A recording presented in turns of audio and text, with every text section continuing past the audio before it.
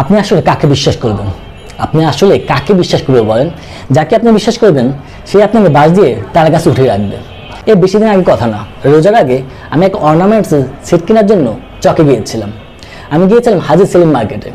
সেখানে একটি ornaments set পছন্দ করলাম। সেখানে ছিল 2 জোড়া কানের দুল এবং 2 জোড়া গলার সেট। তার সাথে আমি আরও 3টি এক্সট্রা জিনিস কিনলাম। দোকানের সাথে আমার দামাদামি হলে সব কিছু কমপ্লিট, সে আমাকে প্যাকেটিং করে দিল।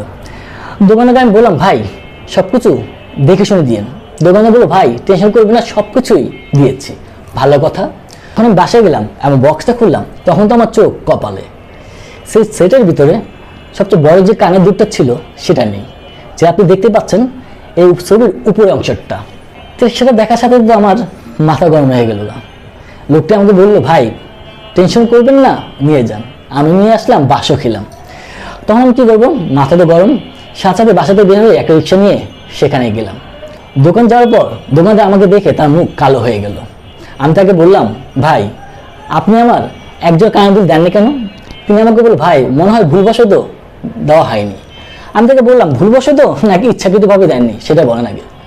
দোকানদার থতমত খেয়ে তখন সে একজোড়া কানের দুল বের করে দিল। আমি আর কিছু বললাম না, সেটা নিয়ে চলে আসলাম।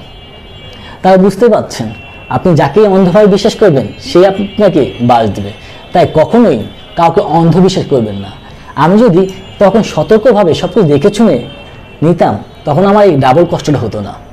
তাই নেক্সট টাইমে আপনারা যখন কোনো কিছু কিনবেন, আপনার জিনিস আপনি দেখে শুনে বুঝে নেবেন। ধন্যবাদ।